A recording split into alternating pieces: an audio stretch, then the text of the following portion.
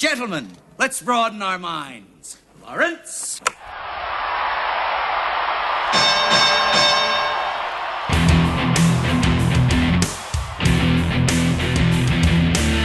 Ladies and gentlemen,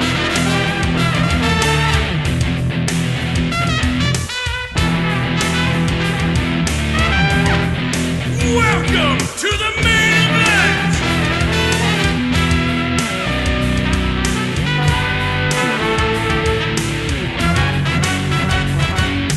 And the winner is...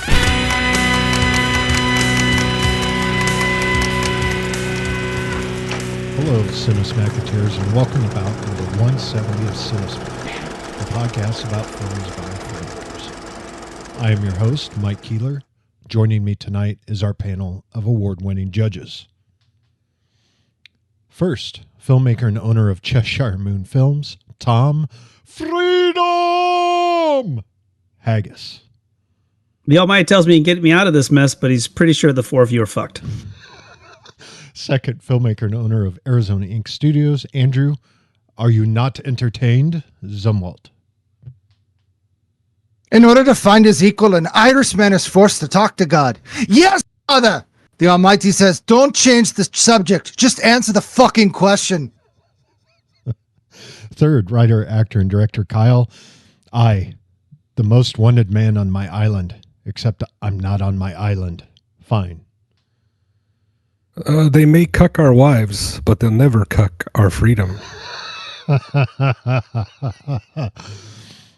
Fourth, filmmaker and owner of One Genome Short Productions, Gabriel. It vexes me. I'm terribly vexed. Rosewald. My name? Yeah, whatever. Actually, The first my time name, you didn't. The first time I didn't mispronounce your name on purpose. I mispronounced it. Oh my God. it'd be better if it was like an alien, like Area 51 kind of episode. That would have been better. So save it for that. All right. But actually, my name is Gabus Whitus Maximus. I'm a host to a murdered podcast and the owner of a mediocre film team. I love it. Just so you guys know, for a while this afternoon, I was looking up Latin names for all of you. Oh, nice. Wow. Oh, okay. And it was going to be awful. I was actually going to mispronounce those as well, trying to pronounce them correctly. I'm kind of surprised you didn't dip into the haggis for me. So, but You know what? I fought the urge, sir. I fought the urge. I appreciate it because I dip in that well quite often. So, Oh, I bet. Oh, I don't know what that means. Hey. We'll explain it Weird. after the show. Oh, thank you. Mm-hmm. All right. Can we look at zoo books? At the beginning, all the animals show their muscles. Yep. Let's poke the monkey. Find out what we're discussing this month. Ladies and gentlemen, free-falling freedom fighters and sandal-wearing warriors, welcome to the main event. Tonight, two stories of struggle clash at the Cinema Colosseum for everyone's entertainment. Will William Wallace's war cry wrangle the wind? Or will Maximus's pugio prowess procure the prize? In the first quarter, from 1995, written by William Wallace, directed by Mel Gibson, starring Patrick McGowan, Sophie Marceau, and Mel Gibson. Braveheart! In the second quarter, from 2000, by William Nicholson, John Logan, and David Franzoni. Directed by Ridley Scott. Starring Connie Nielsen, Joaquin Phoenix, and Russell Crowe. Gladiator!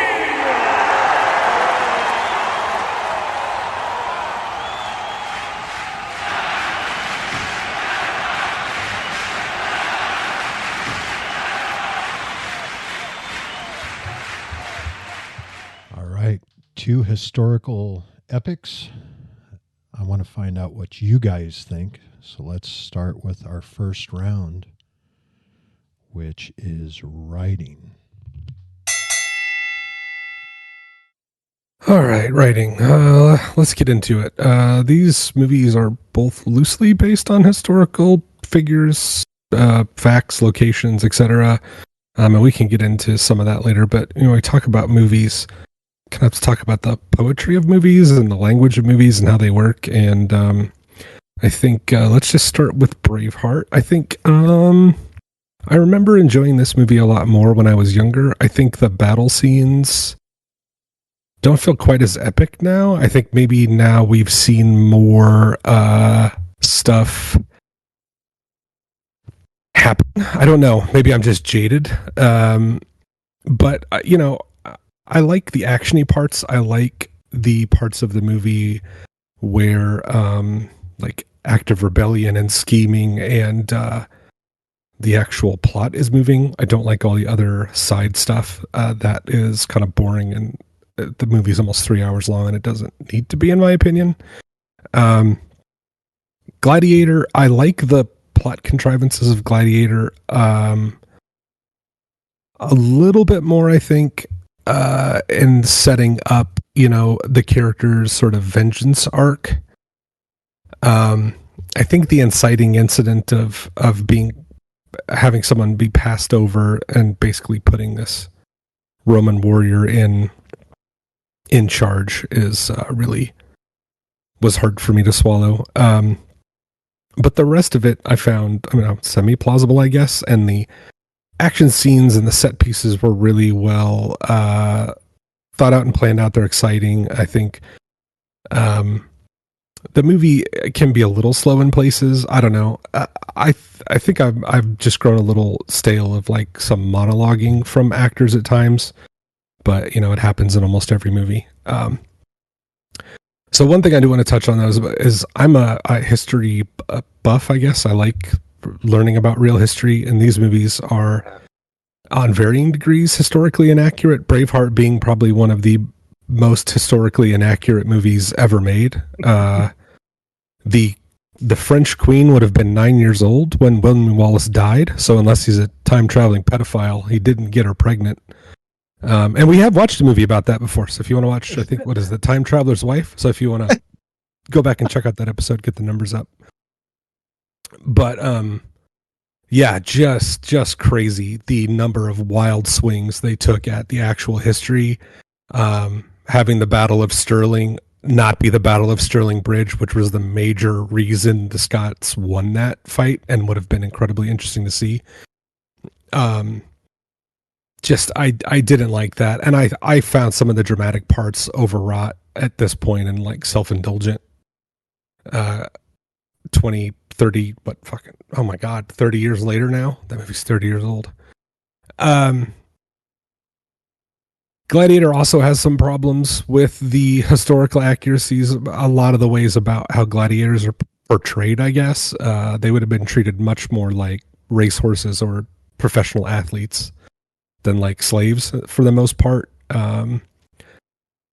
But, I think you kind of let some of that stuff slide when you watch movies like this because you are there for the spectacle of it and for the feeling and emotion behind it and not necessarily how historically accurate it is. But it does bug me sometimes when I see it. It takes me out of it, but that just may be a quirk for me. So I will stop blabbling and let someone else get a word in edgewise.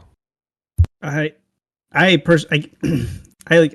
like disagree with you on the two movies that you were talking about, in that I felt like Braveheart, I felt like moved a lot faster than Gladiator. I don't know.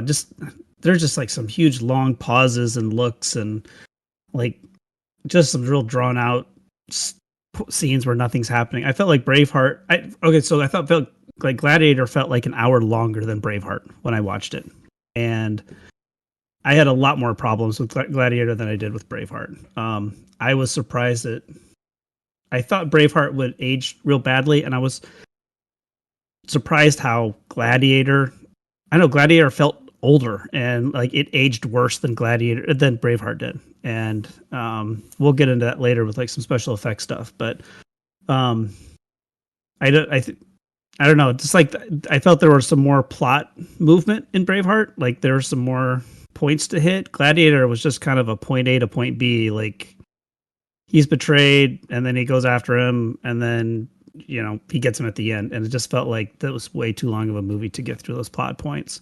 I also felt like a lot of the dialogue in Gladiator is kind of laughable. It just seemed like it was really forced, and the lines were like they were just like searching for poster material.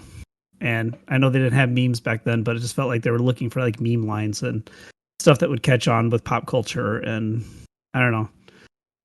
I have some issues with Ridley Scott, I think. So, but he and I are going to therapy together. We're working it out. I'm gonna sit in the same boat as you, Tom, because I agree.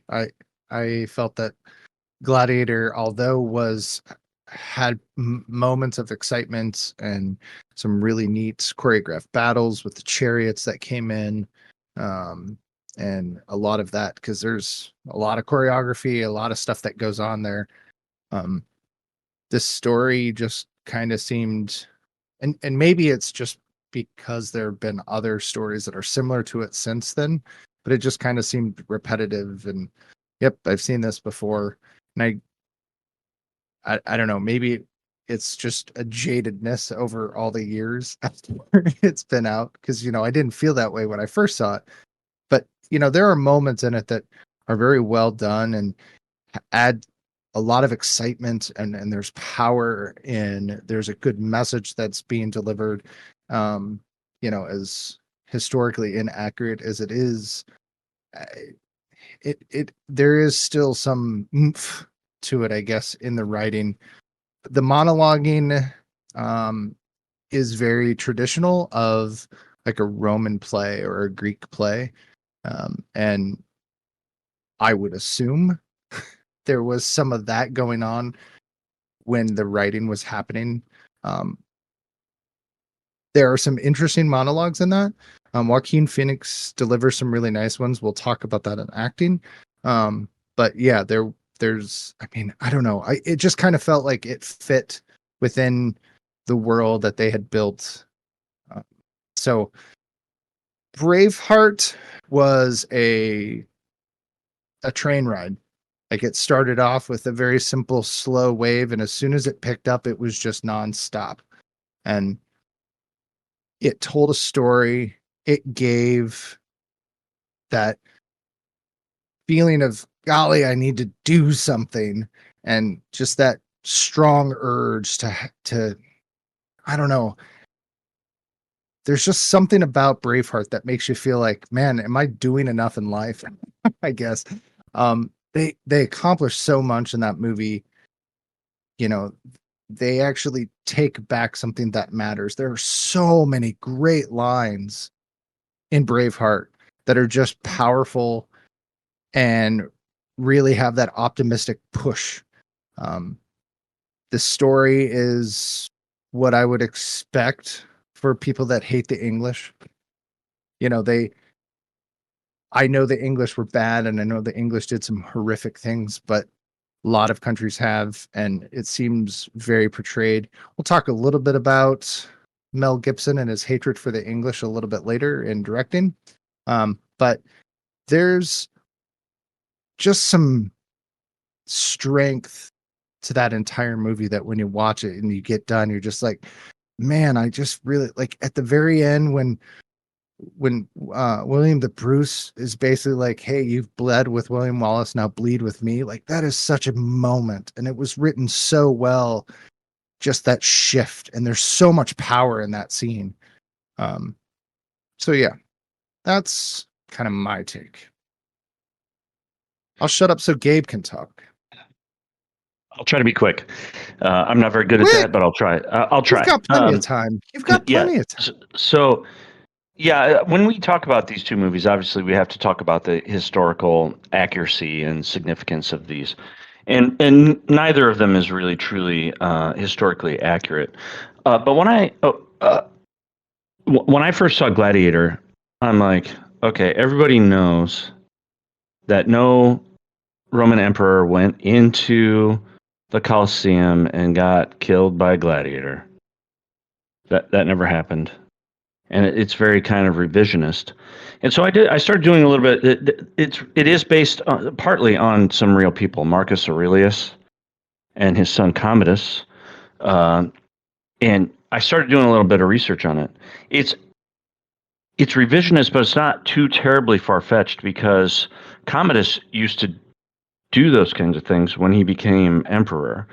He would go and fight. He would fight gladiators. He pretended he was a gladiator. He would fight animals, but it was all rigged naturally, so that he would always win and he would be the hero. But at first, when the first time I saw it, I thought, "Oh, this is just too far-fetched. This is like a little too much for me." But after doing a little bit more research, I was like, "Well, it's still far-fetched, but maybe not as much as I had originally anticipated." And I think that they did a great job of contrasting Marcus Aurelius and Commodus in their personalities and the way that they would rule people and that kind of thing. So I thought it's not accurate, but it's plausible in a certain kind of way. And I didn't do as much historical research for Braveheart, but it's my understanding that it takes a lot of liberties with the actual history of those events, even though William Wallace was a real person and many of these people were real. But it's funny for a movie about liberty. What's that? It's funny for a movie about liberty that it takes. they took some liberties. Yes. And but I think what it really comes down to is like, the entertainment value, the character development, the dialogue, and those kinds of things. And I think that's what's going to swing our votes tonight. Which ones do we feel like the characters were most well developed? Which dialogue did we like the best? Tom mentioned Gladiator, and there's a few lines in it that you feel like should be like lasting and powerful, but there's something about the delivery of them or something that really doesn't work. The shadows and dust. You feel like that should be powerful, but it's not. It seems contrived. And the frost, it makes the blade stick. That was a really weird line. I know it kind of stood out to me, and that it was the delivery of it, and did we? I think it was to try to explain why he couldn't draw his sword, like, because just watching it visually, we may not understand why his sword couldn't come out of the sheath, and so I feel like they had to throw in a line to explain it so that we would be like, oh, okay, I get it. And yet there are a few lines like that kind of stand out that just don't. They don't land like I think they were originally intended. And I feel like there were a few too many monologues in Braveheart. It's like there were some really good ones, but there's just maybe a few too many where he goes and he talks about freedom and all that kind of stuff.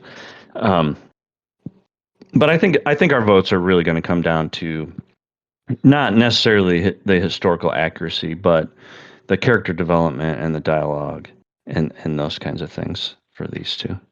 I mean, to be fair with historical accuracy, though, I mean, at least William Wallace did exist. There was a siege against the British from the Scots and the Irish.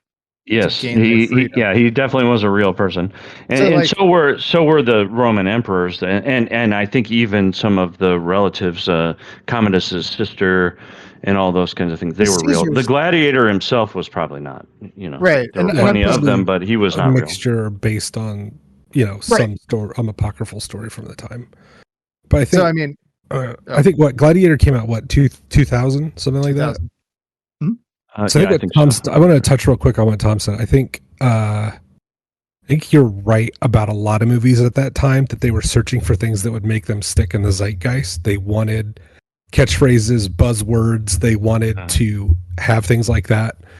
And I think you're right that Gladiator takes a lot of swings at that. And I think you're right too, Gabe, that a lot of those things don't land when they're supposed to sound epic because they sound contrived and forced. But I don't necessarily think all the delivery was terrible. I thought Joaquin Phoenix delivered a pretty good performance in the movie. We'll talk about that more in acting. But next round. Yeah, next round, I think, yes. I think I've suffered maybe for some Braveheart burnout. I've seen it a lot, and I've seen the speeches and the battle scenes so much that maybe they're just not as interesting to me as they once were. Because I remember the first time I saw the movie, around the time it would have come out, thinking they were incredible, but maybe I've just kind of gotten jaded and burned out on them. All right. Let's put it to a vote. Kyle. Oh no, I knew you were going to start with me. It's your round. I know, but I didn't know it always went that way. Has that always been the God? Oh my God, I've never followed that. Oh shit, how have I not figured that out? Hey, you know what? To be fair, I just figured that out like 3 months ago. So all right, I'm not that far behind. Hey, and Tom's been here for way longer than I have. Tonight we're all learning something together. I know I shouldn't be shitting on Tom. He's trying to join in here. Yeah, I'm gonna say Tom. Tom put on his kilt and won me over for Braveheart. Wow. Okay. Gabe. Well, I think for the story arc and the character development and the dialogue overall, I'm going to also go with Braveheart. Andrew. Braveheart. And Tom. I am also going to go with Braveheart. That was a token question. I already knew that. I should change it up. My prediction. Can I change my prediction before? Nope. Damn it. Stop. Speaking of which, listeners, everyone sent me what they thought the score is going to be at the end of this before we started to record. So we're going to see who got the closest. Do I get a bottle of Blue Label if I win? Sure. Gabe will buy it. You get a bottle of Johnny Walker. Yeah, I'll buy it. Yeah, right. Randall Wallace would soon become a father for the first time. So in order to be able to tell his children about their heritage one day, he started to learn about his family history. He traced their origins back to Edinburgh. And during a visit there in 1983, he came across a statue of William Wallace outside Edinburgh Castle. He had never heard of the 14th century figure who shared his name, but was intrigued enough by the stories told to him about Scotland's greatest hero to research the story as much as possible. This eventually led to him writing a script for a potential movie. And in other trivia that I saw about him writing the script is, a lot of historians have taken him to task about how it is not historically accurate. And he has stated that this was his version of just telling a story, not trying to make it historically accurate. I can see that. Which, fine. With 2 weeks to go before filming in Gladiator, the actors were still complaining of problems with the script. William Nicholson was brought to Shepperton Studios to make Maximus a more sensitive character. Reworking his friendship with Juba and developing an afterlife thread, Nicholson went back to David Franzoni's original script and reinstated a lot of the scenes that John Logan had taken out. So when they started shooting, they barely had a script for Gladiator, simply because they kept reworking it, and they brought in William Nicholson to try and fix everything while they were shooting it. It's absolutely insane to me. Mm-hmm. So let's move on to our second round, which is acting.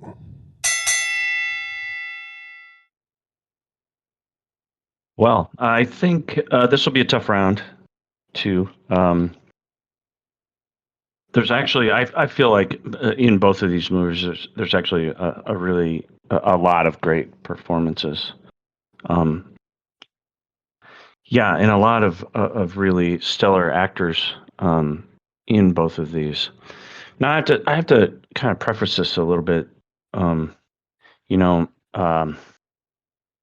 obviously the main actor in Braveheart is Mel Gibson, and you know, Kyle was talking about how things like the battle scenes and stuff had changed over time. Well, my opinion of Mel Gibson has changed over time. And I think he does a really excellent job in this movie, but it's kind of hard. In some ways, it's kind of hard for me to watch, knowing about how he's changed personally over time, or at least been exposed personally over time. I recently watched The Continental, which is kind of in the John Wick universe, and I was honestly surprised that Mel Gibson was in it. I didn't know he was in it, and when I saw him, I almost stopped watching. I did finish it. It was only 3 episodes or whatever, but unfortunately, those kinds of things outside of the film itself and the performances themselves kind of have an impact on how we see these things a little bit, especially after we revisit them many years later. That being said, I think Mel Gibson's performance was really fantastic in Braveheart. And, I think we got to give somebody credit to be able to pull off that kind of performance and also be the director at the same time. I don't know how anybody can balance the two to such a degree. And there's a lot of really great performances, even small performances in Braveheart. Sophie Marceau is she's fun to look at. I don't know if she has a great performance. I think Talk one thing about being exposed. Yeah, I'm totally exposed. She was pretty nice to look at, I have to say. I feel like there were a lot of strong performances in Braveheart. They all seemed very believable and very honest to me. And then we get into Gladiator. I don't know, Russell Crowe, I thought did a great job in Gladiator. I don't know if I'm a huge fan of Russell Crowe either, but I thought he did a really great job. Joaquin Phoenix was just over the top. He was in a good way. I felt like he was really creepy and insane in the best possible way. Oliver Reed is pretty fun to watch. He's a little bit theatrical with it, but he's pretty fun to watch. I think I also want to mention really quick before I give it over to others to discuss. There is a crossover here in that an actor named Tommy Flanagan is in both of these movies, and in both you really like him a lot because he's a very faithful companion to the main characters in these movies. So I don't know. I think this is going to be a hard category because I think the performances in both these movies are really, really good. But maybe you guys disagree. What do you think? Yeah, I feel like these are movies that are known for their leads' performances. And so that's the first thing you want to judge the movie by. But I think both movies, to certain extents, have very good supporting casts that I think can get overlooked at times. Braveheart, sometimes, and I don't always want to say this is bad, but sometimes you can have like the need for like wacky side characters and they start piling up until you have like a menagerie of weirdos in your group. And I don't know if that's an attempt to just make them more memorable or likable or however you want to phrase that, but there were times when it felt like, okay, we'll just add one more to the pile. But overall, they're very memorable and they all buy into this. And I think that is what makes a great ensemble movie, is that they all play together, even though you have, like, I don't know if you'd call them domineering, like main performances, from big A-list stars of their time, you know. But the supporting casts in both were really good. Braveheart, I remember, I don't know why I can't remember the guy's name, but the crazy guy who talks to himself and talks to God all the time. Yeah, I was trying to figure out what the actor's name is. Do any of you guys know what that actor's name is? I just can't remember right now. Because he seems way over the top at first, but then you really warm up to him. Yeah, I feel like that's just a commitment thing, and like, you know, you get used to it. Like, oh, okay, you settle in with him. You're like, okay, he's not goofing around. He's trying to play this as realistic as possible. This is his character's trait. You know, it comes down to feeling earnest or not. Not earnest Jim Varney, but like Ernest Goes to Scotland. That'd be a fun movie if they're still around. Ernest Goes to War. David O'Hara. David O'Hara. There you go. Yeah. Gladiator, you know, I like Jaimin Hansu a lot. I like you said, the Oliver Reed's performance was, I can't remember, is he the actor that got guff for being drunk all the time? Am I thinking of someone else? Or I don't want to slander the guy. But yeah, I don't know how, I like Mel Gibson's performance as William Wallace for the most part. I have a fond memory of being a child, and for some reason, maybe it's because of Mad Max, thinking Mel Gibson was Australian. So for a lot of and maybe he was born in Australia. I can't remember the whole story, but for my whole life, I thought Mel Gibson was, not my whole life, a lot of my life, I thought Mel Gibson was running around just doing an American accent because he was an actor, and then he was really from Australia and had an Australian accent for some reason. So seeing him play a Scottish person around actual Scottish, British, Irish people is a bit jarring sometimes. And I think Russell Crowe has it a little easier in that he doesn't really do an accent. He's not speaking Latin all the time or whatever, you know, pretending to be Italian. But I mean, they both go at it with their whole heart for better or worse, whether you think that comes off as cheesy or corny. It seems pretty obvious that Mel Gibson, for you know, all the various things we could fault him for, really believed in this project and this character, and gave it everything he had, which is commendable, and I think adds to the fierceness and sort of ferocity and your believability in his eventual triumph and like his inspiration that he gives to people. So, I mean, I think that's good. I don't know that Gladiator holds up as well under scrutiny over the time. I would like to watch it with other movies from the 2000s, because I feel after Tom mentioned that, it's really made me think about, like, man, this was really a time in movies that I would like to watch other movies that came out around it and be like, is all the acting style and the dialogue kind of like this? Because I wouldn't be surprised if you saw it in a lot of things. All right, yeah, I'm gonna stop now. I think I think the acting in both of them is really good. I think because I actually voted for Braveheart for script. I feel they have more to work with. And I've become really jaded with directors. That's a new word I've worked out. Like, it's called a director, someone who directs and acts in the same movie. So director, no, I like it. Yeah, director. Okay. Is that going to stick? I don't know. Yeah, I don't know. It sounds like a dinosaur of some sort. Thanks, Gabe. A director. So, director source. Brother, this guy stinks. Anyway, Jeez, wow. so I think Mel Gibson is probably one of the best examples of being able to pull them both off at the same time.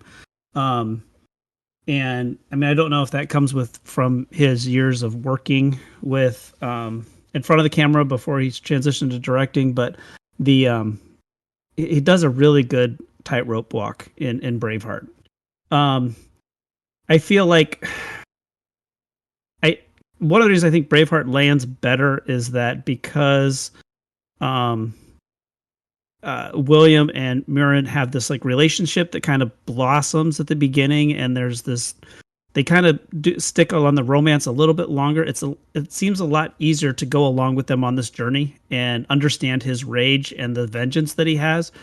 Russell Crowe never has a scene with his wife, and so everything is kind of told through the like we just have to take him at his word that his wife is nice and worth fighting for. I mean, she could be a total bitch, and we'd just be like, and we have like Russell Crowe has a lot more weight to carry in Gladiator because he has to be able to sell that anger and vengeance, and I'm not sure he sells it 100%, and I think that's one reason why I think the acting of Braveheart lands a little better because I can buy it. I do think the supporting cast in both movies are stellar, and they're a lot of fun to watch. And Braveheart, I mean, the Braveheart is just a murderer's row of great character actors. And Brian Cox shows up at the beginning. I completely forgot that he was in that movie. And Brendan Gleeson, who's moved on to even bigger roles for him. It's awesome to see in that.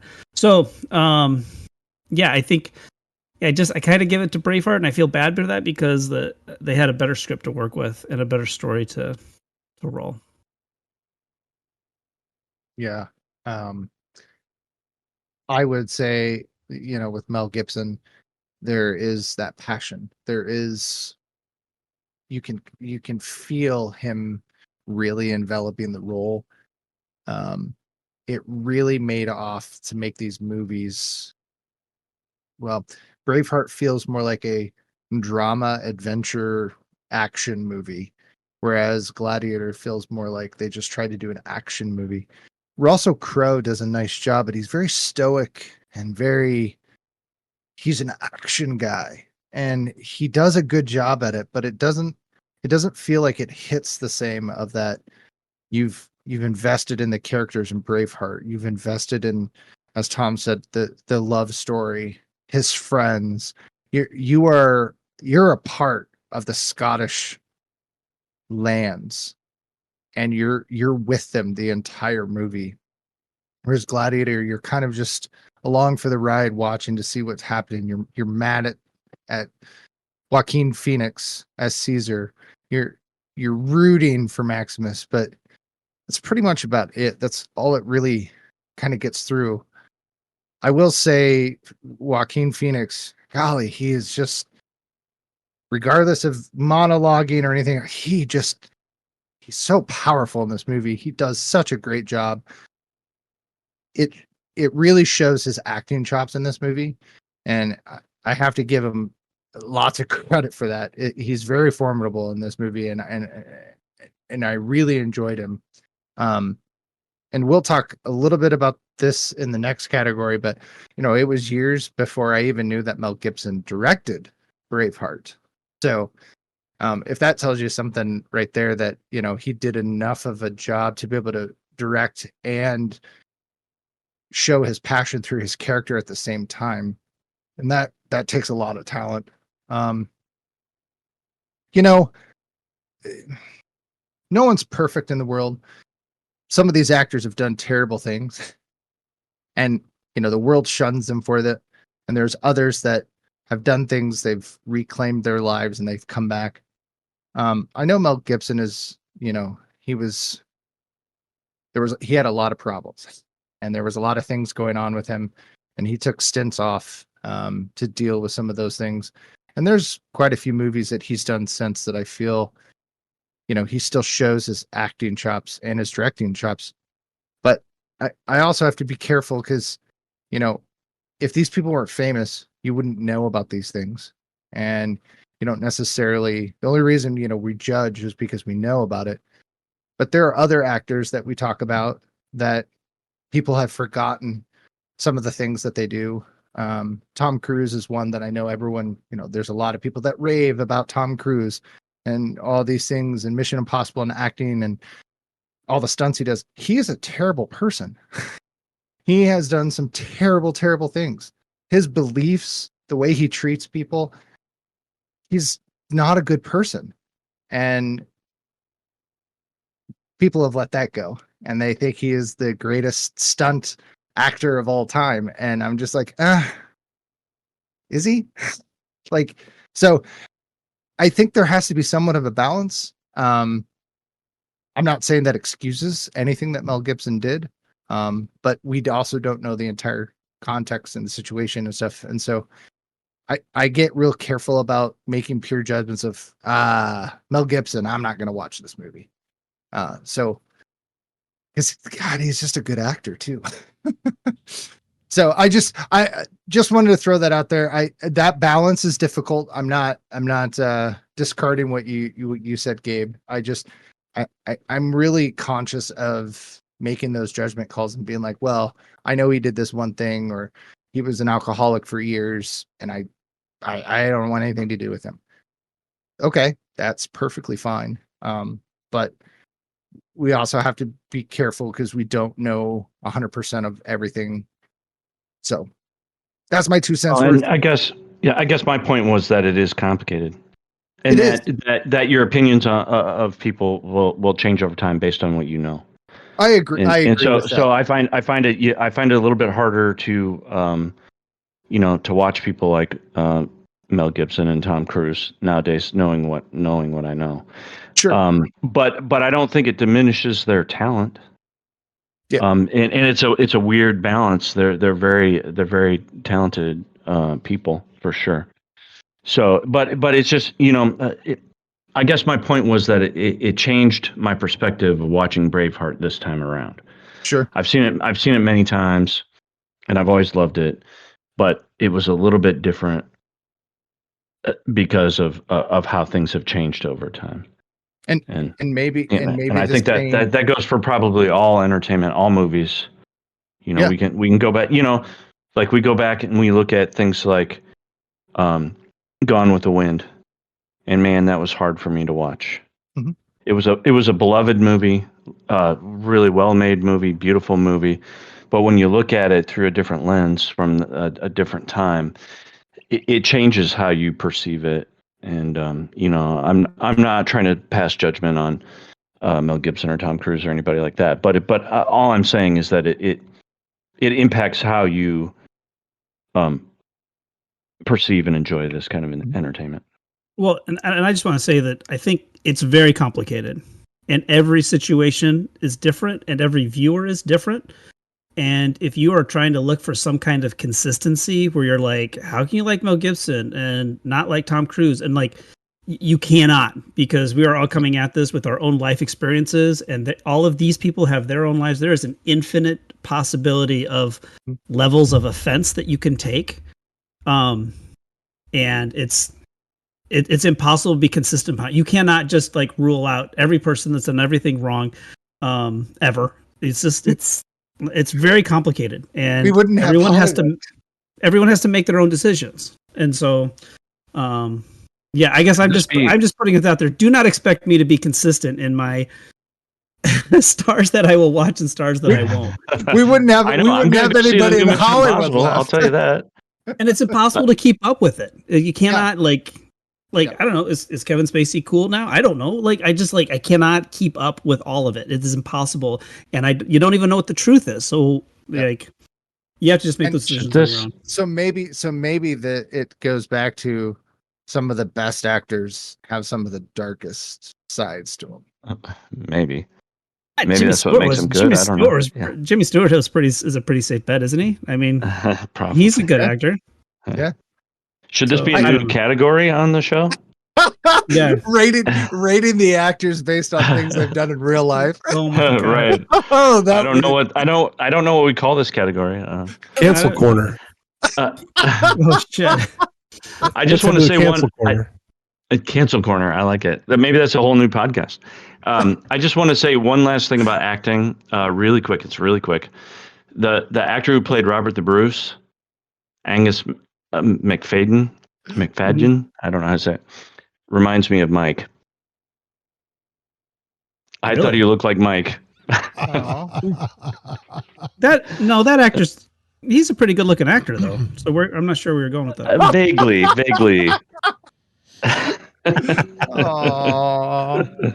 This Wait, one did more you watch an minute episode of- part of Cinesmack is brought to you by Smith & Johnson Augers. Remember, if we can't drill it, you ain't gonna.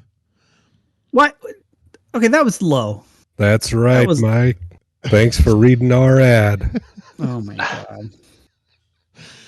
Vote, fellas. Gabe. No hole we can't drill. Geez, yeah, this one is tough. I think there's a lot of great acting in both of these movies, but I felt a little bit more emotionally connected to the characters in Braveheart, so I'm going to go with Braveheart. All right, Andrew. Braveheart. Kyle. My brother Johnson and I started Smith & Johnson Augers with one goal.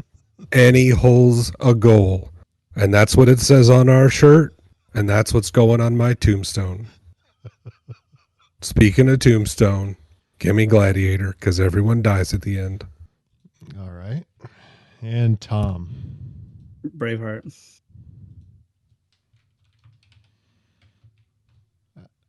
And there we go. I couldn't put your vote in. It almost didn't count.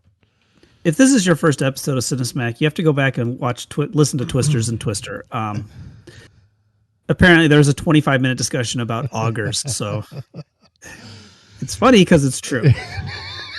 It is true. And also, Tom has a little spot at the beginning of the episode. Oliver Reed died 3 weeks before principal photography ended on Gladiator because Proximo was considered a key character. A clause in the movie's insurance contract would have allowed the filmmakers to reshoot all of Reed's scenes with another actor at the insurer's expense, about $25 million. However, most of the actors and crew were exhausted from the punishing schedule, and Sir Ridley Scott did not want to cut Reed from the movie. The script was rewritten, and a body double and CGI were used to give Reed's character a plausible resolution. So you need to read up about Oliver Reed. He is a very interesting character, and he had alcohol issues throughout most of his career. And apparently the reason he died was because he was out all night drinking and partying. And they said it was essentially liver failure. His liver was just like, nope, I'm done. I can't take anymore. When you're done with trivia, I have an add-on to that. All right. Although the majority of the characters in Braveheart are Scottish, the actors portraying them were mostly drawn from England, Wales, and Ireland. Angus McFadden, Robert the Bruce, Brian Cox, Argyle, and notable exceptions. Ironically, the one Irish character in the film, Stephen, is played by Scottish actor David O'Hara. It's mine. Okay, what were you going to say? So there is one scene with Oliver Reed that was 100% a body double, and they had created a casted mask, and he is wearing a rubber mask for the entire scene to be able to reshoot that section. Yeah, I would. Which is nuts. He's just such an interesting character. Like, not the character he was playing, but the actual person in real life. Yep. Just go, look up Oliver Reed. It's an interesting read. He looks like Mark Hamill when he's younger. He does. Yeah. 100%. All right, let's move on to our third round, directing. Okay, that's me and things. So yeah, we've talked about Mel Gibson as the actor side of it. So we have to talk a little bit about directing. He has done some pretty strong and powerful movies when it comes to directing, acting as well. But I want to focus a little bit on where his directing has gone. So from Braveheart, he's also done Passion of the Christ. I don't know if people have seen that. It is a really hard movie. to watch, regardless of the religion aspect of it. It's a violent, visceral movie to watch, to see what human beings can do to other human beings. And it does not let up on that. Apocalypto, Hacksaw Ridge, which if you haven't seen Hacksaw Ridge, I will recommend that, because that is based on also a true story in World War II and is absolutely phenomenal. He does these movies that really are just gritty and powerful and really bring out that, there was a lot of rage and there was a lot of hatred, and brings something glorious and great out of it. So with, Braveheart, you have this terrible tyranny that's going on, and the Irish and the Scottish, and they rise up. And even though William Wallace ends up dead at the end, there's still this fire burning on Scotland that allows them to have that glorious shining victory to a certain extent. But Hacksaw Ridge is a similar story, a very hard, broken down, just a hurtful world that came upon one man, Desmond Dawes, who ends up becoming the shining glory for the entire war on the Pacific Front.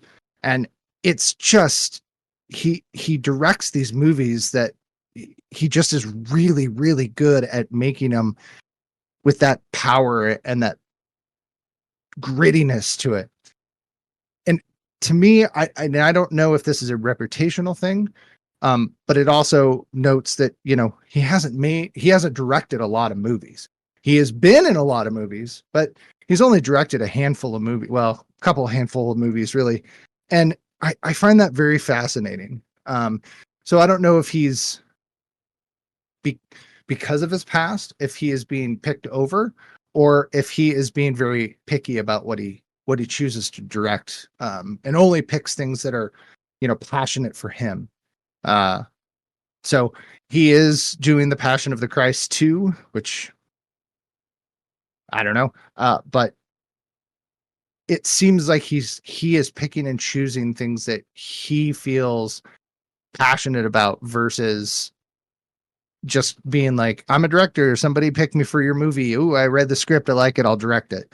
But like I said, I don't really know the whole story. It's very interesting, the movies that he has directed. And most of the movies I've seen that he has directed, I enjoy very much. They have a place. So let's go to Sir Ridley Scott really quick. Sir Ridley Scott, I would say probably one of the most famous directors for Alien and Aliens, and basically the entire Alien franchise, getting that out there. With that mastermind, he's really good with science fiction. I believe there's a movie. What is that movie, Gabe? Can you remind me? I don't remember. There's a movie I think he does. Is it is it science fiction?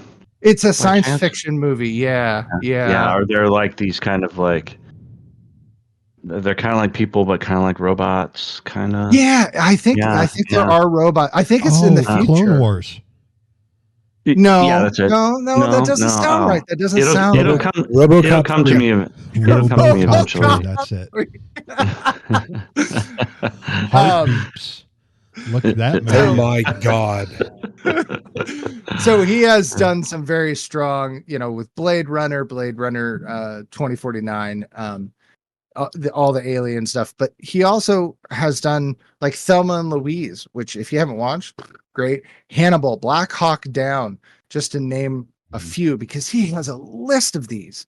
And they're, again, he just has this, he has a style. Sir Ridley Scott definitely has a style in telling his story, and he does it very, very well. We didn't touch on cinematography, but I've been talking for a while, so I hope we come back to maybe talk a little bit about cinematography for these two movies. I would say both movies are aptly directed. They show a quality and a skill that both directors have and have honed their craft.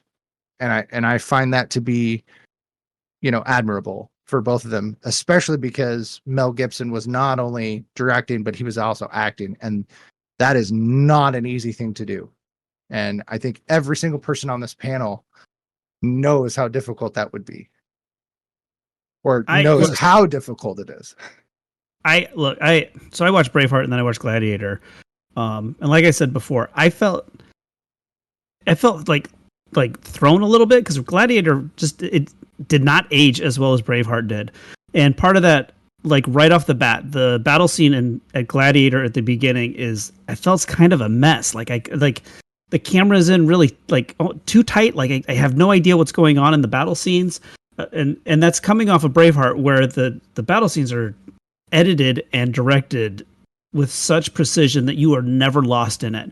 And I get that, you want to get caught in the chaos of battle, and if you're in a battle, you don't know what's going on. Like, well, yeah, but I'm not in a battle. I'm in a movie theater. So let's kind of find a middle ground here.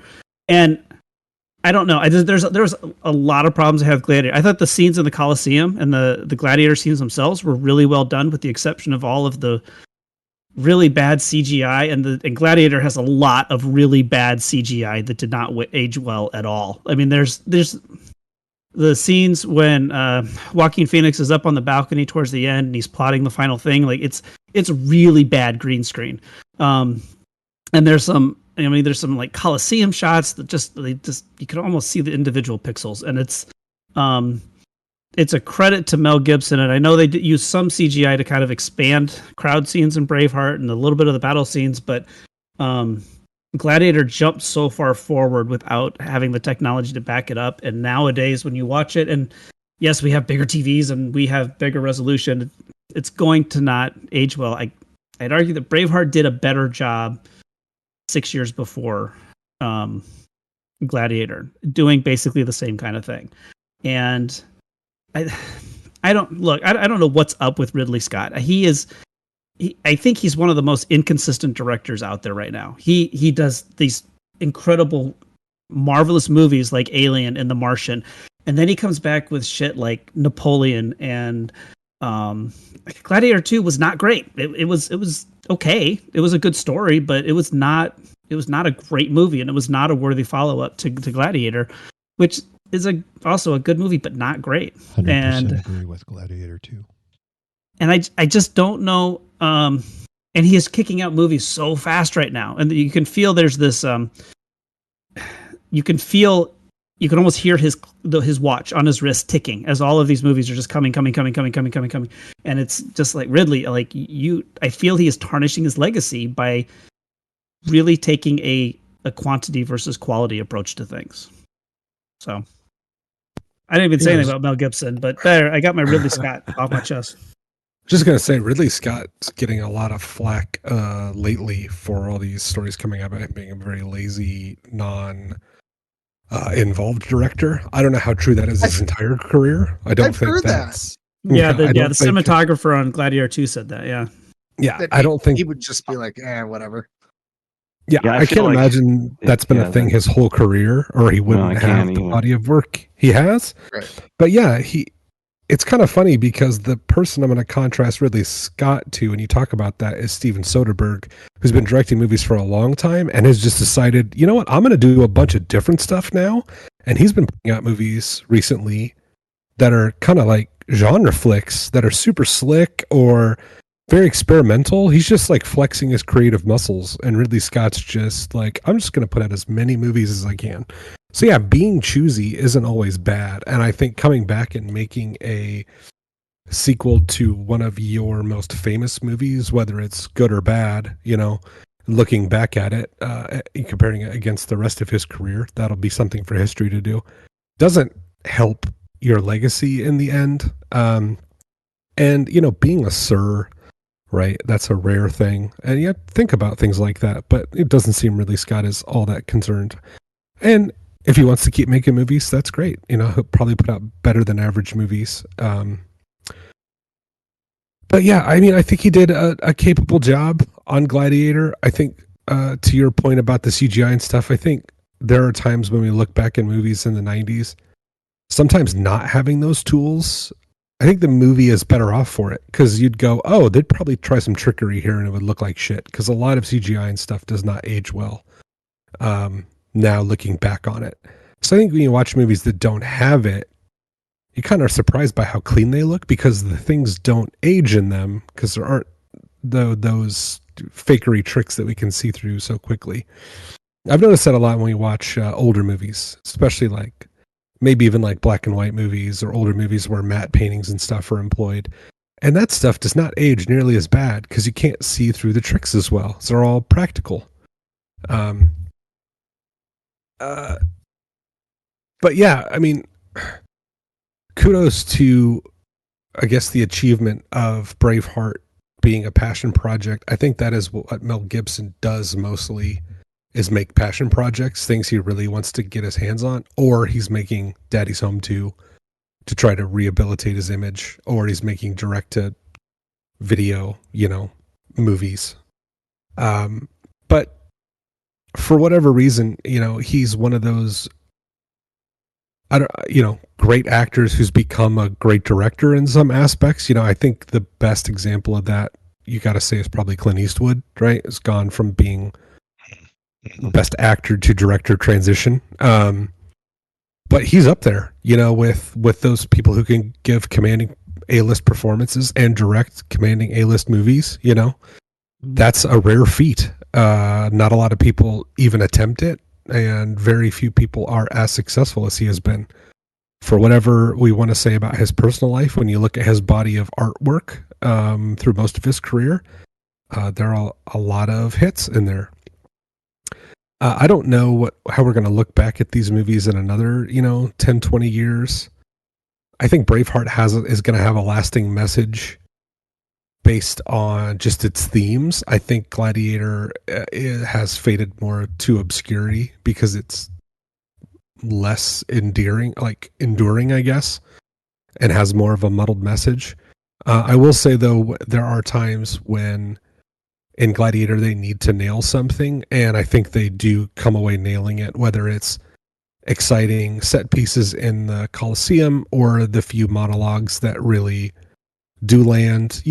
They're well directed. It's not just competence, they're well directed, but for every one of those there's other things you're like, meh, that's kind of messy, or that didn't land, and whether that's all to the director, they bear some responsibility for everything that happens in a movie. But yeah, I think Braveheart's going to be more enduring because of its message and the tone around it, and the performance in it.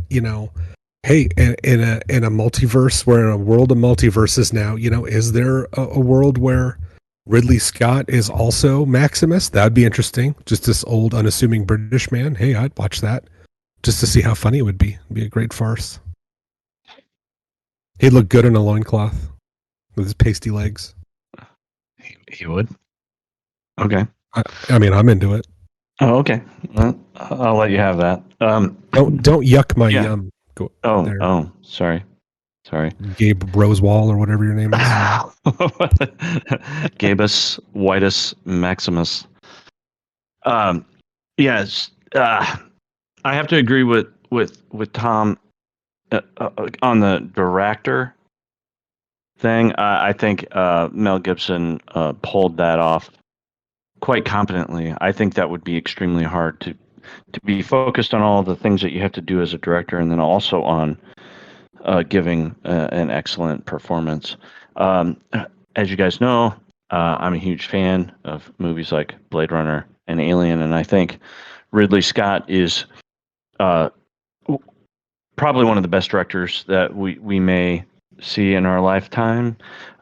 He doesn't always land each of his pieces, but he's got a definite style, and I think he's an extremely competent director. Whether or not he's gotten lazy over time, I don't know. I can't say. But I've seen things about him. He kind of does his own storyboards, and he's always writing notes and stuff about the script and that kind of thing. I think at least early in his career, he was highly involved, and he's really created some masterpieces that I think will stand the test of time, even if Gladiator isn't one of them. So I just, again, I think, and I think we should also mention that both of these movies are Academy Award winners for Best Picture and Best Director. So I think that that's a testament to how good these films Ridley are. Scott They're didn't not- win best. No. Oh, they he was a didn't. nominee. I'm sorry, I missed that. Right. I'm sorry. Yeah. And Kyle, Mel do you know Gibson who did. beat? Do you know who beat Ridley Scott that year? Steve Soderbergh. Hey, There you go. For what? For What Magic was it? Mike, right? Traffic. No, yeah, traffic. For Traffic. For traffic. Nice. Sorry. I Way to misread bring that. Magic Way to- Mike. Way to bring But- Soderbergh down. Thank you. Appreciate it. Yeah, but at any rate, I think both of these movies are competently directed. They're very well done. It's going to be a hard choice in this category. I will say one thing before you go, Mike, is that I said I wanted to touch on cinematography for 1 second. Braveheart, they shot a lot of it in Scotland and in the UK, and there are like it is hard not to get cinematic shots for the location that they were in. And they didn't It have is- drones. Oh, Think man, about some of those it's- shots that they got over the landscapes there. Oh Just- man, and yeah, they're amazing. just so gorgeous. They're so pretty. Anyways, I had to say something because damn, they're good. They make my eye holes glisten. This round overage is brought to you by Smith and Johnson Augers. We'll make your hole bigger. God. Andrew, vote. Jesus. Braveheart. Tom. Yeah, I'm giving it to Braveheart. Kyle. Thank you once again, Mike, for reading our ad copy. You're welcome. At Johnson and Smith, we always say, there's no screw we won't do. I'm It's going to just- vote this one for Braveheart. Do you just like spend the month in between episodes coming up with auger jokes? Gabe. We did. Oh my God. Tom, you ought to know better by now. That was not, no. Do not laugh at that. Do not laugh at that. I will quit this fucking show.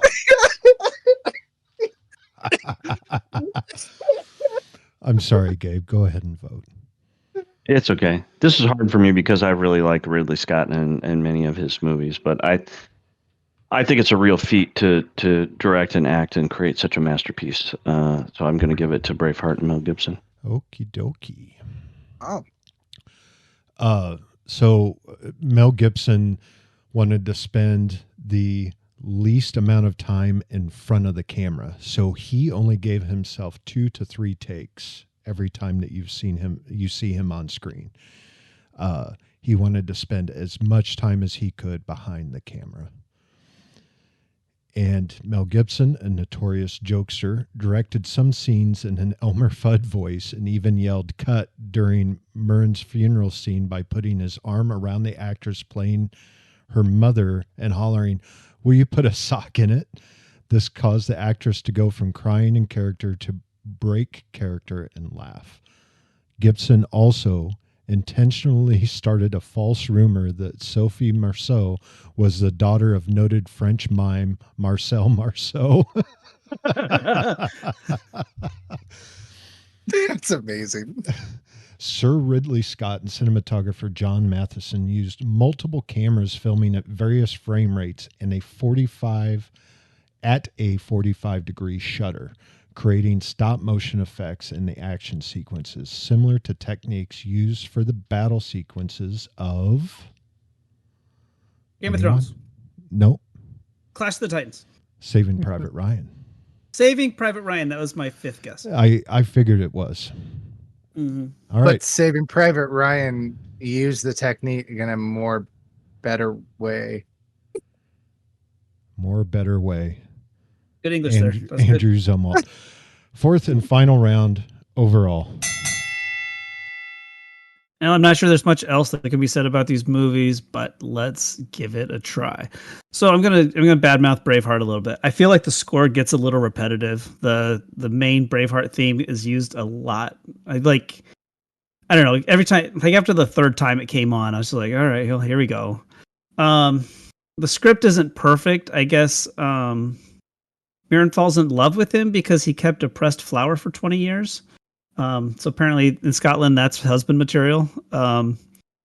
So it just seemed kind of like he had the flower and he's like, hey, I still got the flower you gave me. And I'd be like, well, now she's marrying a hoarder. So I don't know if that's such a good idea. I'd be like, doing that. And then I also don't understand. That's how I married my wife. I'm not mincing words here. I am trying to like under the cover, like take digs at you. So, but we'll drill down into that more after the show. Thank you. Thank you. Oh, your auger jokes are funny. Your auger jokes are funny. No, I'm the guy from the auger company. That is my legitimate laugh. Oh, I'm so sorry, Mr. Smith, if that's your name. That's right. My brother's Johnson. I also always find it weird in movies when people throw rotten vegetables. Like, do they hold on to them? Like, hey, this lettuce has gone bad. Like, no, hang on. There might be a execution this weekend. We need to hold on to that spoiled brown lettuce, and so we have something to throw. And is it a faux pas to show up at an execution with no bad vegetables to throw? Like, or is it something is a government program? Do they hand out spoiled vegetables? I will say, I thought Braveheart, there's one thing Braveheart we didn't really talk about, and it kind of could be directing or writing, but I thought the choice, the way that they, so the death scene at the end is very gruesome, and it is like above R rated for how bad it gets. And I thought the use of little people, if I'm using the term right, to kind of like the gestures that come out beforehand and kind of pre-enact the execution, I thought was a really cool touch because it was able to show you what was going to happen without actually showing you what would happen. And I don't know if that's historically accurate or not, but as terms of coming up with a directing solution, or if the writers came up with a solution to this death is too gruesome to actually show on screen, I applaud them for that, because I think our imaginations are worse than anything they could show us, and they were able to get through that scene, keep it as horrifying as they can without like pulling an NC-17 rating for, gruesome death. And so I applaud that. And then to give Gladiator a nod, I'm going to go back and just say that the Colosseum fight scenes are really incredible, and they are spectacle in the classic Hollywood Ben-Hur sense of spectacle. And I will watch Gladiator again just to watch those scenes. But yeah, overall, just Braveheart just does a better job with all the other elements that make a movie. I mean, yeah, I would say even. I was just gonna say with the Colosseum, they built one tier of the Colosseum and the rest of it's digital. And for 2000, that's incredible. Like, holy crap. The amount of work that went into digitally duplicating an actual practical set that was there for them to actually work in was, that's astonishing. And yeah, I would say, you see all that, like even Monty Python, any old English drama where they have some sort of beheading or a torture or a hanging, they all do the fruit. Even like Pirates of the Caribbean show that. So I don't know where it started from, or there has to be some truth in it if it's that popular.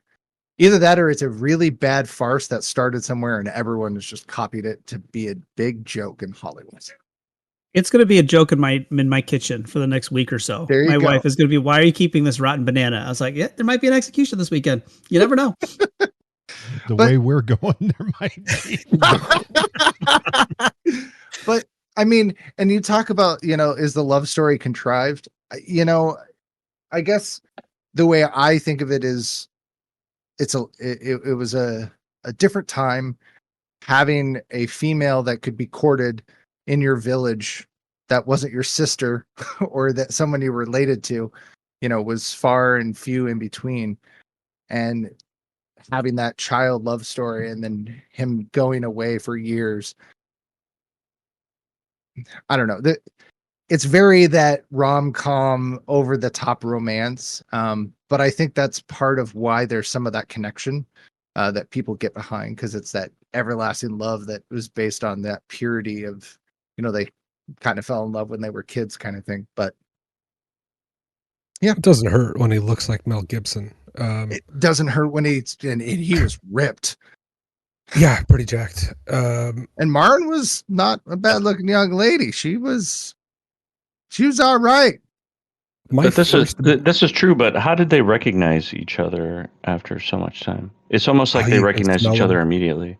I could smell them. You're all in like a one-room kindergarten house. You can smell them. Okay. There were so few people back then that it's like, who else could this be? I've accounted for everyone else. I didn't have a twin sister. It's the I get how she definitely recognized him, because the little kid they got to play, young William Wallace. Like, it was like the blue eyes and the grin. I'm like, wow, it was really good. But then the girl had this like blonde hair. I'm like, oh, she doesn't look nothing like Sophie. But the little mini Mel Gibson was like, it was a good call. It's the Tartans, by the way. That's how they know each other. Oh, maybe that could be it. Yeah, what they're I should wearing. know that. Yeah. No, like for real, like, because each one has their own tartan, so that's like the big thing. That's how they recognize what house they're from. I'm wearing my haggis tartan right now, in fact. Oh. Yeah, I should not be sitting in a leather chair, though. It's not going well. Yeah, you're going to be soupy by the end of this. My ancestral family crest has Mr. Belvedere sitting on his own balls, so I don't wear underwear. That's a great story. If you don't know that story, Google that. My first memory of people getting fruit thrown at them was Fozzie Bear on the Muppets getting tomatoes. Sure. It was like an animated Muppet cartoon or something, and he would always get brought like tomatoes thrown at him because he wasn't funny. Are you talking about Muppet Babies? Yeah, whatever it was. Maybe identified that because I felt like that kid. Oh God, I unpacked a lot of emotional trauma there. Anyways, so these movies got me thinking. Gladiator got me thinking, is Gladiator overrated? Is Russell Crowe's performance in Gladiator overrated? Does it not stand the test of time the way we thought it did? Because I had a memory of it being this big epic performance, and I don't think it quite lived up to it. I felt like Braveheart, I think I mentioned this in another round, but has a more enduring quality to it. It's more of an epic tale told about like a simple, fundamental, more relatable, I guess, human belief of freedom and liberty and justice in a way, rather than vengeance. I'm not saying that movies about vengeance can't touch on things that are very real and human, but Maximus is very single-minded, which you can take for good or bad, however you want, and whether or not you think he gets a happy ending in the end is up to you. I want to give these movies credit for not having stereotypical Hollywood good feeling endings. I remember the first time I saw the ending of Braveheart and being like, oh my God, like, wow, okay, they're really going to do this. But I think when you're trying to deliver a message like that, that's that powerful, it can sear it into your mind in a way, being like, this is what someone is willing to sacrifice for this, and it's obviously it's easy to do in a movie because you don't really get, your guts torn out and then get drawn and quartered and sent to every corner of Scotland. But it's a real way to hammer it home. And I think in Gladiator 2, however artsy fartsy it looks now, looking back at it, the scene of him walking through the wheat field, running his hands through the wheat, like that's iconic now and seared into my mind as like this bittersweet ending of of being reunited and also getting your vengeance in some way. And then the old adage of, if you go looking for revenge, dig two graves, that sticks in my head, thinking about that movie. So there are lasting themes in the movies. Rewatchability. Braveheart is not like a fun watch all the time. Some of it's, especially the ending, unless you're, I suppose, a sadist.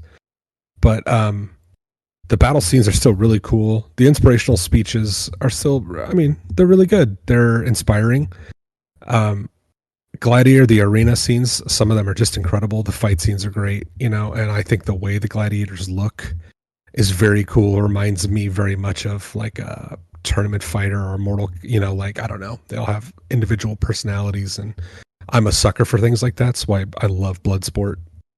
Like all these, characters with their own styles and their own stories and names and things like, I love stuff like that. But will Gladiator be remembered alongside Braveheart in the future? I don't know. Time will tell on that. But I was pleasantly surprised about parts of Braveheart holding up, and kind of like, ooh, Gladiator is not as great as I remember.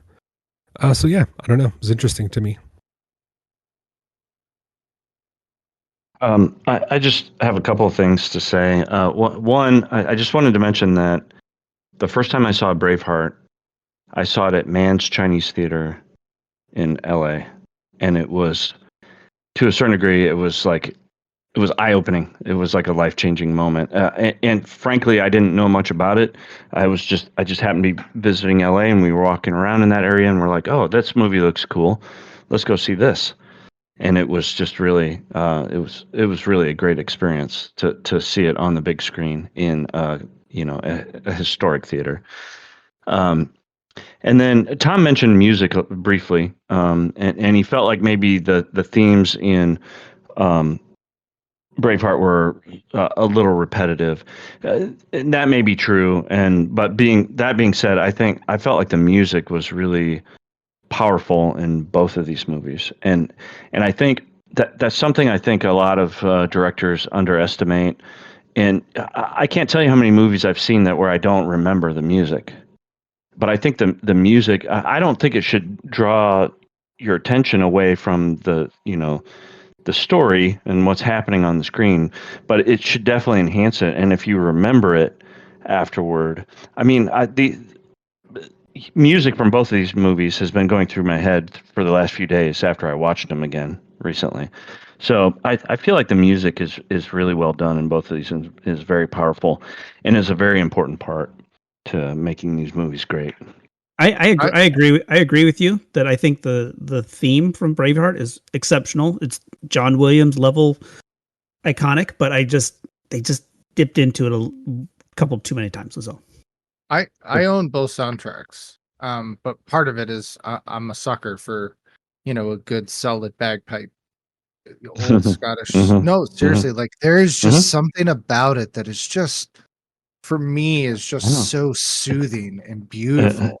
Yeah, it's beautiful and haunting, and I think both of them. There were times that I felt like Gladiator was a little bit like, some of the music maybe was on the edge of being over the top, where they're getting ready for battle scenes and that kind of thing. But it really pumped you up, and it really kind of, and then there were the tender moments in it that also the music kind of helped enhance. And I felt like the music through Braveheart was really it really just helped create the emotions that you're feeling in that film. So I just think the music in both of these films is really great. That scene after his father dies, where with his uncle, and they're standing there, and he says they're playing outlawed songs on outlawed pipes, are just that entire moment, the music that's coming through, the almost ethereal feel is just it's just beautiful, like that. And it's so short, and I get it, I'm not asking for it to be like a lot longer, but that song on the soundtrack is just gorgeous, and that scene is just chef's kiss. Yeah, and I liked a lot of the music in Gladiator too, where he was,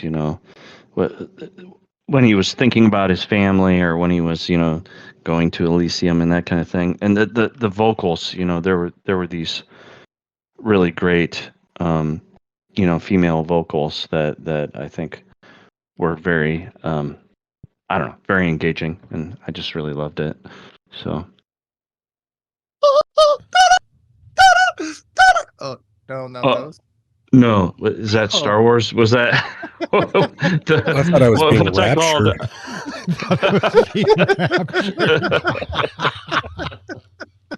called? We're left behind, I guess. Well, I'm surprised as you that they're taking me. I didn't know the devil raptured people.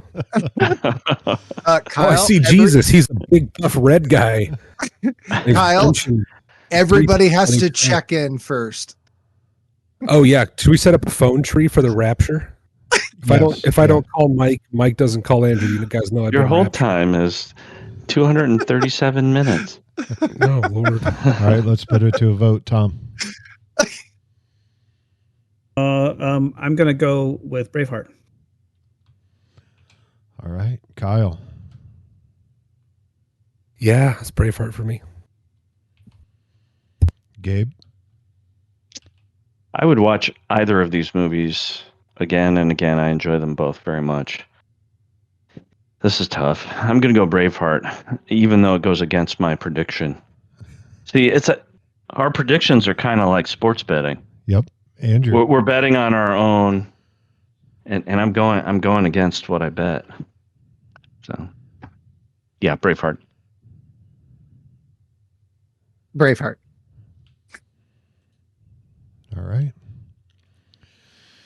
Right before filming their scenes together, Oliver Reed asked Ahmed Jalili, quote, "Are you a method actor?" end quote, before squeezing his testicles throughout the take. Quote, "Not that many people can say Ollie Reed has fondled their nuts," Dajali recalled. That is probably true. A majority of the actors and extras in Braveheart were actually Irish members of the Irish Army, although they are supposed to be Scottish or English. As many as 1,600 were used on a given day. And I also saw that the Scottish and Irish actors refused to fight each other in the scenes.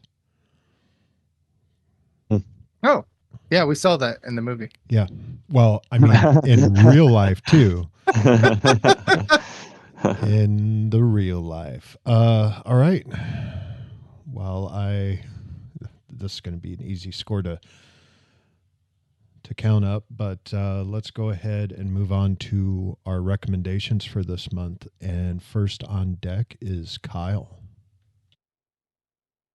All right. Well, I hope I'm not stealing this from Gabe, but I'm going to recommend a movie I just saw last night. And it is a new Ryan Coogler movie starring Michael B. Jordan and Haley Steinfeld. And, I knew I was going to do this. I meant to look up his name. There's an actor in the film who plays the preacher's boy. And it is his first acting role in a movie, I believe. And he is incredible. Also, did he actually sing? I don't know. It sounds like it. I don't know if he played, but it sounds like him. But also, Delroy Lindo gives an incredible performance in Sinners. So that is the movie I'm recommending, the new Ryan Coogler movie, Sinners. It's already doing really well at the box office, but if you get a chance to see it in a theater, I cannot recommend it enough. It is a great movie-going experience. Also, I want to put this out there for not only for people who are listening, but for you guys as well. I saw a trailer before this movie for the new Jordan Peele horror movie called Him. And I cannot get my mind around what that movie is going to be. That is one of the most intriguing / confusing trailers I've seen. And I have loved Jordan Peele's work, but I never thought I would see a movie where they're telling me that Marlon Wayans is going to be one of the stars of a dramatic performance and been like, I am interested to see what they do. So I recommend the trailer for Him and the movie Sinners. Is that trailer the one where they had the football. There was a trailer that said graphic violence or whatever. Yeah, it's And a football, it started out, I'm like, there's no violence, and then all of a Yeah, sudden, yeah, like yeah, halfway yeah. through, it's like, oh my god, there's like I blood thought everywhere. they had made a mistake, and it was like an advertisement because it's kind of shot that way. But then you start to see it and you go, oh, so this is weird. Okay, and then I cannot figure out for the life of me what's going to happen there. But I want you guys to check it out because it's intriguing. All right. Agreed. Gabe. Well, I'm going to recommend another epic medieval adventure that has knights and treasure and sword fights and coconuts and killer rabbits and laden and unladen swallows Damn you, I gotta change my recommendation. and wizards named Tim. I'm going to recommend Monty Python and the Holy Grail, the original epic of knights, and it is celebrating its 50th year this year, and I watched it again actually just last night, and it's one of those things, like we talk about some of these movies, it maybe doesn't age as well as we might like to hope, but it still has some of the most iconic scenes in it. Okay, I'm going to give each one of you a chance right now. I know you've all seen it. Have you all seen it? Mhm. Anybody who has not seen it? Oh, okay. What's your favorite scene? Give me a line. Give me one line from the Black Knight. The fight with the Black Knight in the forest. Yeah, the flesh wound. Right. Yeah, it's just a flesh wound. Yeah. Just a flesh wound. Yeah. Yeah. Yeah. Or what about? To say knee. We are now the knights to say icky, icky, icky. Right. Bring us a shrubbery. And now bring us another shrubbery. Yes. Mine is right after they send in the Trojan rabbit. And you just hear him all scream, "Holy shit!"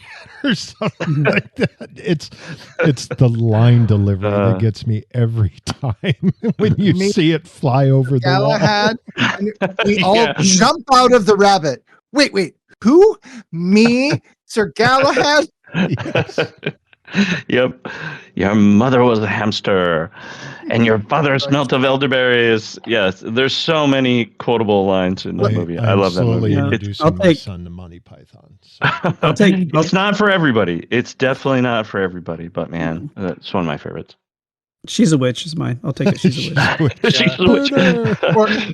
What about an African swallow? When they go into the castle, it's all women. Yeah. Oh my God. First the stinkings, and then the oral sex. Oh, I guess I could stay for a bit longer. Yeah. Okay, I take it back. It's too perilous. It's too perilous for you. My favorite scene is Lancelot charging the castle. Oh yeah.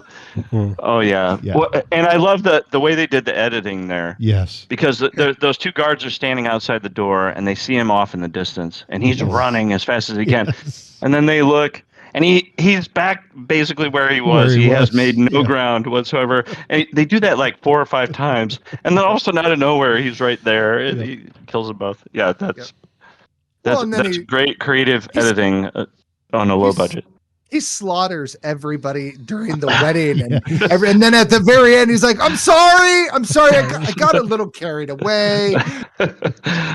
Yeah, just so much great, memorable, quotable stuff out of that movie. I love it. Let's not go to Camelot. It's a silly place. Yeah, we are the Knights of Camelot. All right, Andrew. Oh, I get to go right on the heels of that. Okay. Well, I'm going to do a connecting story, I guess. So my recommendation also has Florence Pugh in it, Chris Pine, and James Cosmo is actually in it as well. And this is actually a more true to historical fact of what actually happened. It is the story of Robert the Bruce after William Wallace actually was killed, and how how the war and the fight continued on, and it is Outlaw King. So, and Chris Pine plays Robert the Bruce and does a smashing job of it. So smashing. Tom. So it won't be after this airs, but right now they're voting for a new pope. So my vote, we're doing that. We're doing that in October, though, aren't we? Yes, we're doing conclave. You've just shown our hand for Pope-tober this October. Pope-tober, shit. All right, so I'm changing. No, I'm changing. I'm going to do the same director. Edward Berger did his movie before Conclave, but so I'm going to recommend a big epic war movie instead. Okay, and go with All Quiet on the Western Front from a couple years ago. It's a German cast, German director, and it is a beautiful, tragic, epic war film in all the best ways. And it's difficult to get through, and but I definitely suggest it. It's one of the best war films I've ever seen, and it is on par with Saving Private Ryan. I agree with you on that. I think the fact that it's like 95% in German probably is an obstacle for people, but you really should check it out. It's incredible. It is. All right. Mine is thanks to Andrew because he mentioned the actor's name and being crazy and doing horrible things. I'm going to recommend The Last Samurai from 2003. I really enjoy this movie, but there's a reason I really enjoy it, and that was the first time I remember watching Ken Watanabe on screen, and he gives such a good performance. Like, I instantly was like, I will watch everything Ken Watanabe does. And I have. But it stars Tom Cruise. It also has Billy Connolly in it. And it's 19th century Japan. And it's about a U.S. Army captain is hired by the Japanese emperor to train his army in the modern warfare techniques.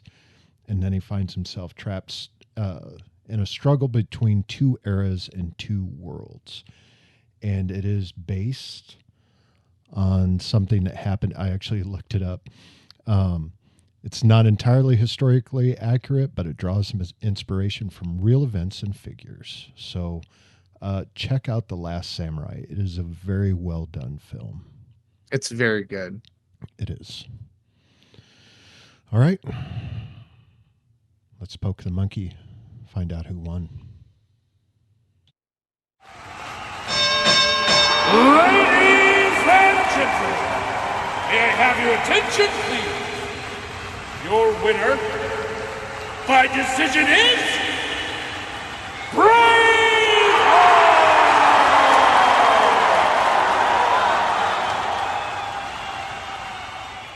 All right, as I said earlier, we actually had everyone make a prediction of what the score was going to be. So I will list you starting from last to first place. Kyle, you said 8-8. Gabe, you said 9-7. Andrew, you said 10-6. Tom, you said 13-3. And the score was 15-1. And I did not think that it was going to be that lopsided. I didn't either. But for me, Danny Boyle owes me money. He does. Tom's going to have to write you that check this time. Do you have any idea the fucking mental gymnastics I'd had to go through to vote for Ridley Scott for Best Director to save that? I was like, God, geez, somebody fucking vote for just one. Just one. Well, I got it out of the way early. I appreciate it. It really helped me. I agree You're with good, Danny. You can go home. All right, bro. I made out a check to British pounds. Oh, wait. Whatever, man. Just, yeah. I'm making it 28 decades later. All right. 2400s. I appreciate it. Thank you, Danny. Right? And they're playing football.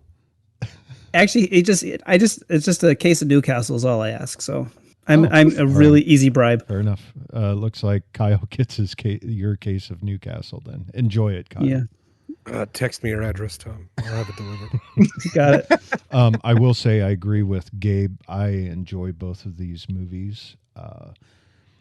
I remember seeing both of them in theater, but I don't know. I feel Gladiator stuck out to me more. But I, like Kyle, am a history nerd, and I know these are not historically accurate, but they take place in a time that has been studied, and the reason we know they're not accurate is because of historians, and we need a lot more historians to be able to tell the truth about our history, our shared history. But Gladiator just always, I don't know, there's something about that movie that draws me in a little more than Braveheart. But I like everything you guys had to say this tonight. And hopefully we ruined it for you. You didn't, actually. Really? All right. No, I don't see anything wrong with any of your anything that you said about the films. So please leave us a review on whatever podcasting service you use. It helps us reach new listeners. If you like us, tell your friends. If you hate us, tell your enemies. You can contact us at cinesmac@gmail.com. Follow us on Twitter and Facebook, or search Cinesmac. If you want to listen to an unedited version of the show, you can catch us live on Twitch whenever we record an episode.